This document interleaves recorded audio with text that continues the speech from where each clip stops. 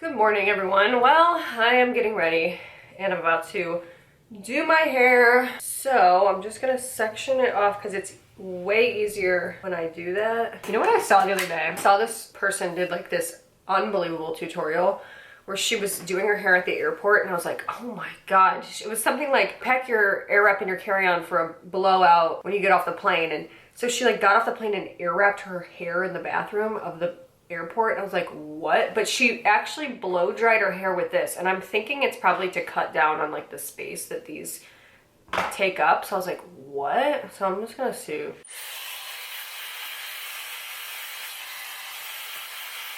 Okay, hello everyone. Well, the hair's done 50 minutes later, but I'm gonna pull it back for right now while I get ready. So I've got a couple new products that I want to use. My hair looks crazy right now. Luckily, I'm getting it done in maybe like a week or so, but it's like, I mean, it looks good right now, but it's just, I have something called blonde blindness. It's called blonde dysmorphia, and I suffer from it greatly. If you're not blonde, it doesn't make any sense, but if you are blonde, or if you have been blonde anytime in your life, you know what I'm saying, where it's like you just don't ever feel like you're blonde enough. And even when it looks very blonde to somebody that's not blonde, or like other people, like right now my hair looks probably very blonde, right? It doesn't, like right now I feel like my hair looks brunette. Yes, it's a disease of the mind, it is. So anyway, I am getting my hair done and I'm excited because I'm going doing something a little bit different, tweaking. I'm getting a whole new set of extensions, and I just feel like it'll be like a fresh, like, you know, and then I feel like my year will finally start. Anyway, so I do have this new, of course I had to order the whole Twilight ColourPop collection, the new moon one. However, I accidentally sent it to my parents' house. I don't know how that happened, but it's in Arizona. So I was like, Mom, I need you to send me. I made a huge mistake. So I was kind of like, should I use this? But there's something about it that I don't really want to use right now. Like, I'm just not in the mood today to do it. So I ordered that one from Ulta. That's how I have that one. But what do I want to use? I really kind of, let's see. Honestly, going coconuts. Haven't used this yet. I bought it like months and months ago. Haven't used it. No, I'm not using that. I'm thinking about this. I'm just thinking about going to my old, classic, reliable. I think I'm gonna do that. So I think I mentioned this in my last vlog, but I have been on a major reading frenzy kick recently, and when I get into these phases, it's like this, it's all I do. Like I wake up in the morning, like I woke up at 5 in the morning to read today. Well, I didn't wake up to read, but I was awake and I couldn't fall back asleep. And I had about 30% of my book left, and I'm like, I gotta finish this. Like, I gotta finish this. I really do. Like, I'm obsessed with reading. And I read during the day. I read all day yesterday. Like, I would do a little bit of work and then I would just like rush back over, and I was like trying to read. And, you know, I think that it usually obviously gets set off by like when I read a really good book, and for some reason, I just started reading again. I was like, you know, I feel like enough time has passed, because I read it right when it came out, before it was popular, okay? I read Better Than the Movies, and it's by Lynn Painter, and fun fact, she actually is my friend on Goodreads.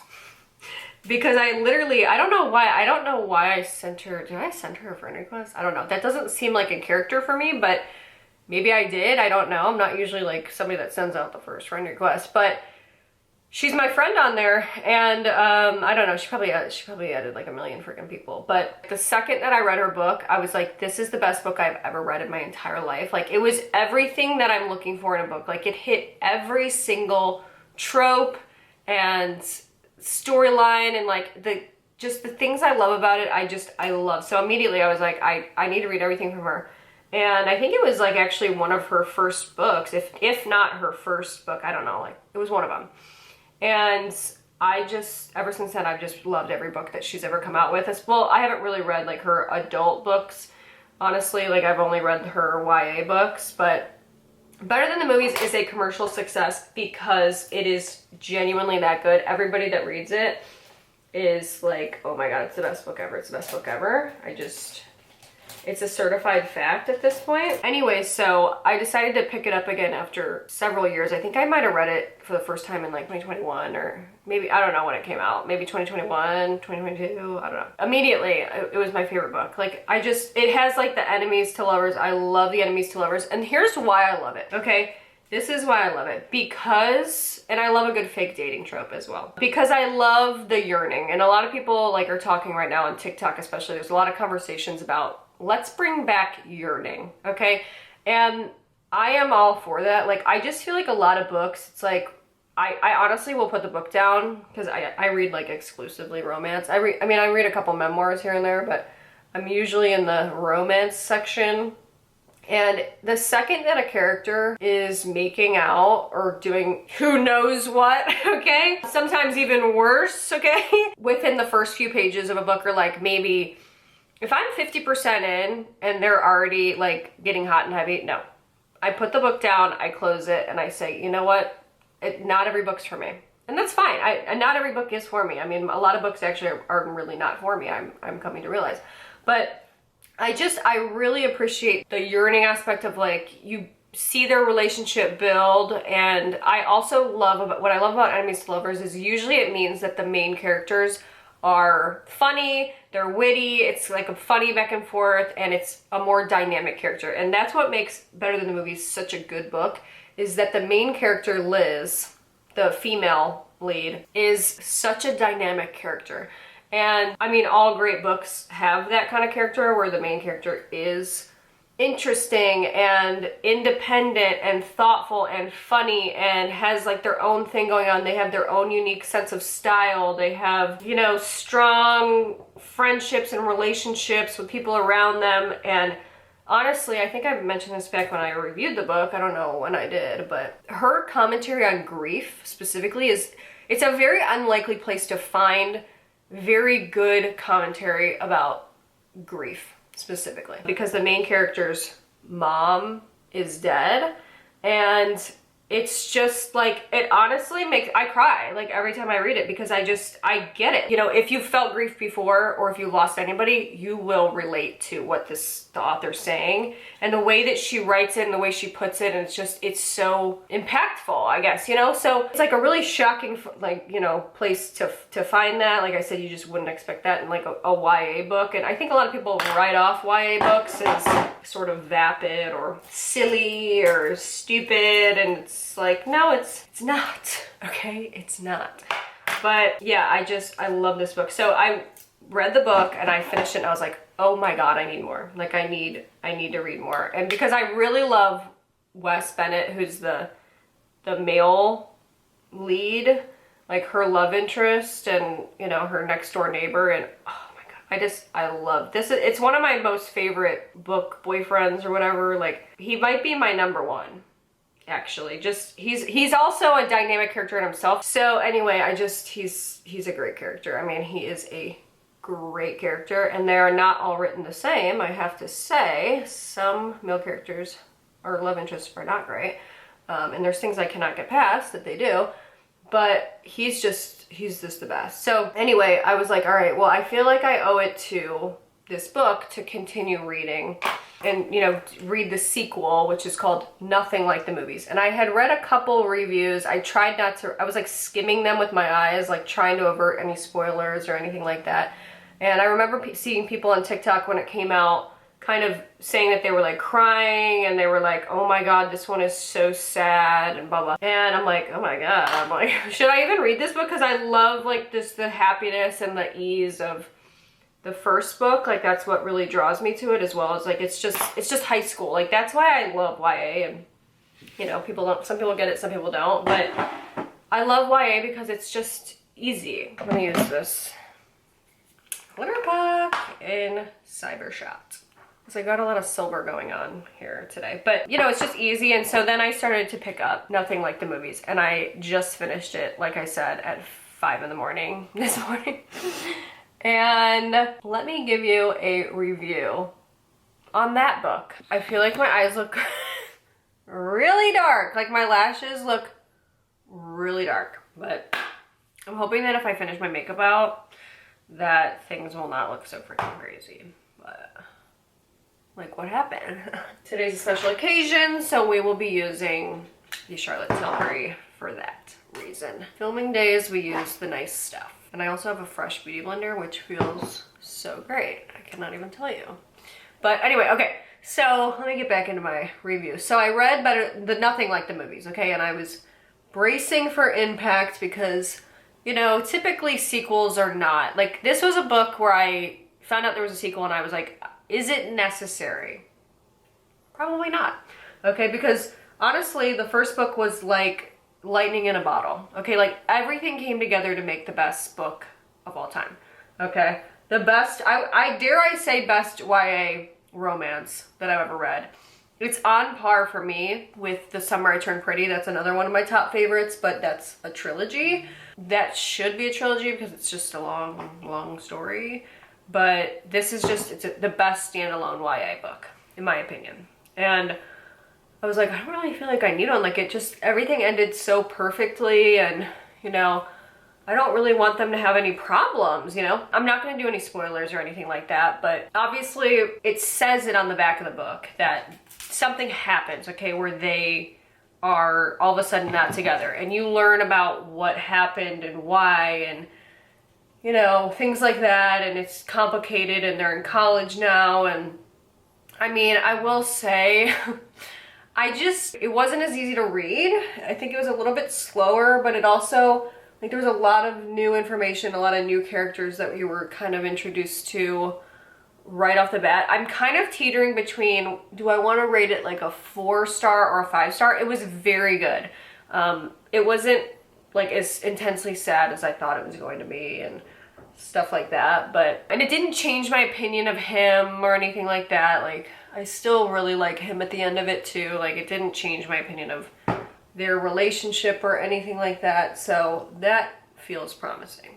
That feels good. But yeah, it was just a little bit harder, I think, to read because it's just, life is harder like than in high school. I mean, and that's the truth for, like, that mirrors reality. So in that sense, like, it's good because it's mirroring people's real lived experience, which I think that life does get harder in college. For some people, maybe it's the opposite, but I think in general, like, that's why I stick to YA books, because it's just light and airy, you know, and things are not always light and airy. I'm gonna do my eyebrows because I feel like I'm really looking crazy right now, and I'm like looking at my huge lashes, which I might have to take off. I don't really want to, but I might have to, because I just look like some kind of wild animal, I feel. Yeah, it was just harder. It was like more real life stuff, and it was about like jobs, and they had to get jobs, and it wasn't just like stuff about who am I going to prom with anymore. It was real life, and so not as escapist feeling, I dare say, as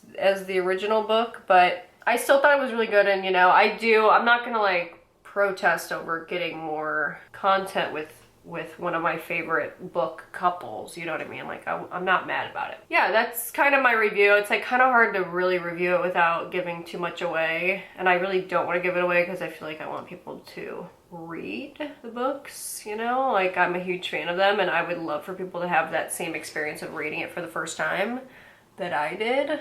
I might have to take these lashes off because they're freaking huge. I'm gonna have to balance it out. Maybe if I put the lips on, I'm not gonna take them off till I put my lipstick on. How about that? So that's what I've been doing. That's the book reviews. That was really not a great book review, but yeah, I'm really in the mood to read. So I'm like, gosh, I wish I could find something else that's just as good as that book. So if you have any great book recommendations, if you've read Better Than the Movies and you have one that's really similar, let me know. I saw a bunch of people, I don't read these books personally. I haven't like picked them up. I don't know what it's part of, like, because I know that a lot of people read like the ACOTAR series, and it's part of like this, I think, Sarah J Maas world or whatever. But there's another one that just came out that people were like lining up.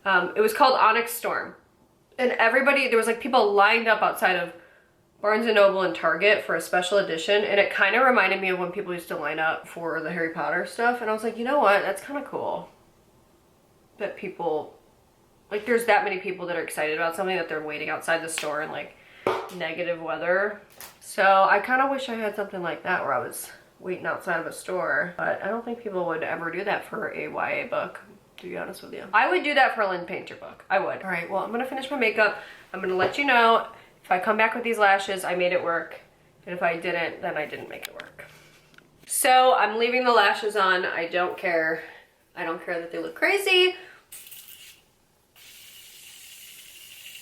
If they look crazy, I don't care. And I'm gonna use my Kiki lip gloss in the shade number 5 as well. Here's the final look. Honestly, a little bit of a slay, actually, now that I'm looking at it, okay? I also just tried this out. So I ordered this off Ulta, and it's the Physicians Formula Butter Bronzer because I love the butter bronzer, but I could not find for the life of me my butter bronzer. I think I probably put it upstairs or something, but I got this, and I got it actually in the shade light bronze, in the shade called light bronzer 6675, I don't know. And it brings me back. It brings me back. And I love the shade. If you're fair skin, love the shade. Okay, so anyway, that's the bronzer I'm using. Blush is the Balm Frat Boy blush, which I hope that they're not like totally out of business. So I might have to order another one because that's honestly my favorite blush of all time. There, let me show you. It's just, I don't know, there's something about it where I just kind of love it. So yeah, and then highlight, I'm doing the Fenty Dewy Skin or Dewy Highlighter, whatever, Demi Glow. It's not even called Dewy Skin. Yeah, so that's the makeup look. And then the eyes you saw. And these lashes are Beauty Creations. So anyway, I'm kind of gonna brush my hair out and then I'm gonna go film. Okay, before I go, one more thing. This just came in the mail. Guys, okay. I have talked at many lengths about my problems with nostalgia, okay, and living in the past and just being a sentimental person, okay? And I've been having some weak moments recently where I've just been living like perpetually in the past, like just being very nostalgic, melancholy, sort of, yeah. Okay, well, I ordered this because I've been really in like a 2000s, like early 2000s kick, and it reminded me of like flip phones, and then I started to like think about phones and how cool they used to be and like how boring my phone is now, and people using like iPods and to listen to music and hit clips and whatever. I'm like, man, I really miss like having a flip phone. Like I miss just like how cool they were, like the pink and the, you know, whatever. And I actually never had this phone. Okay, this is just purely for my own. You either get it or you don't, okay? But I ordered a pink Motorola Razr phone, okay? Which apparently they still had the box too, which is cool. So I ordered this off eBay. It wasn't very expensive, but it comes with the charger, an extra battery. But I never had this phone and I always wanted this phone. Wow, I feel like this is like maybe brand new. I don't know, there's just something in me that this is something I had to do. This was a quest I had to go on. This was like, literally, it was only 30 bucks. But I've never ever had this phone before. It's just cool. I guess I miss the days when things were like, life was so simple. When we used to talk like this and then slam it shut, I never did that, but I never had anything to talk about that was that intense. But all right, bye. That's satisfying. Like we can't do that anymore. We just have to be like, all right, bye. So boring. People would like take phones, like pictures like this. I had to do it, guys. I'm so sorry, but I had to do it. Never had this phone. They need to bring back phones like this. I think that they do. I think there's like maybe a Google one. The problem is that I'm so deeply attached to the iPhone, like with my job, but I'm not opposed to getting a second phone, just for phone calls only. All right, I gotta go film for real, like, so I'll talk to you guys later. Bye. Hello everyone. Well, today is an upload day. I have been working on this video for the last 4 days straight, maybe 5 days, and it was a gauntlet. But I feel really happy about the way that it turned out. It's just kind of a stressful video, honestly, for me to make, just because it's a sensitive topic. And I've talked about, you know, like family vloggers before and child exploitation, but it's just like this particular scenario is just so extreme, and honestly it's hard for me to almost like talk about, but I feel like I just have to keep telling myself that this is the right thing to do, and I know that it is, and the things that I'm saying and, you know, what this person's doing is wrong. So I feel like I wouldn't be able to forgive myself if I didn't make the video and if I didn't say anything, you know what I mean? So that video is gonna go up in about probably 20 minutes, but I just blow dried my hair. And I've actually been kind of keeping it straight recently. I'm in like an insane time warp right now. I think it was triggered by me reading Better Than the Movies. I don't know. Like I'm just kind of like listening to old music that I used to listen to, and oh, hello. What is this little guy doing? He's so, oh, thank you. Oh my God, he's so cute. You are so sweet. Oh, you're so cute, thank you. And I've also just been watching a lot of rom-coms, so I actually watched some because of Better Than the Movies. Honestly, like, I just love that book, and I can't wait until it's like a couple years out and I've forgotten how good it is, and then I reread it again. Like, it's the perfect book. It's honestly the perfect book. I'm sorry. It's like if I could pick, I couldn't even write it better myself. In that book, they talk about a lot of different like rom-coms and things like that, and like romantic movies and things. And one of them that she kept bringing up was Bridget Jones' Diary. So I was like, you know what? I'm gonna finally watch Bridget Jones' Diary. So I watched it the other night.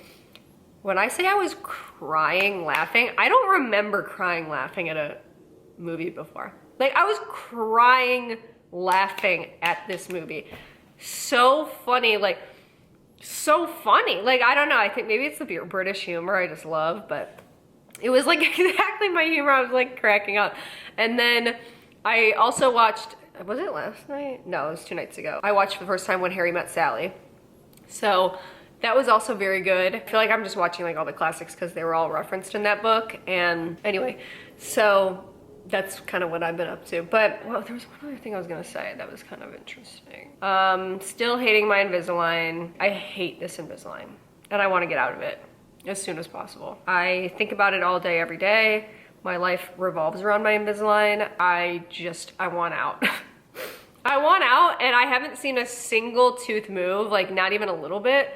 And I'm trying not to be the biggest pessimist in the world, but it's just moving a little slowly. Like I think I would have a different perspective if I could see some changes or if I saw some stuff shifting and moving, but not seeing anything. And I'm on my 5th set of trays, so I'm like, this sucks, but I'm hoping it'll be worth it. I do look at I pull out my trays, because I have like a lot, obviously, like I have until basically the very end, and I pull them out almost obsessively, and I look at them and I like look and see, okay, what week am I gonna start to see this movement or this change? And like I'll pull out the very last one to like keep myself motivated and in this thing. Otherwise I feel like I should just take these freaking things out. That's enough complaining from me about that. But that's the update with the Invisalign as well. But yeah, I'm gonna go post this video as well right now in about 15 minutes. And yeah, so that's the update. I just wanted to keep you filled in a little bit.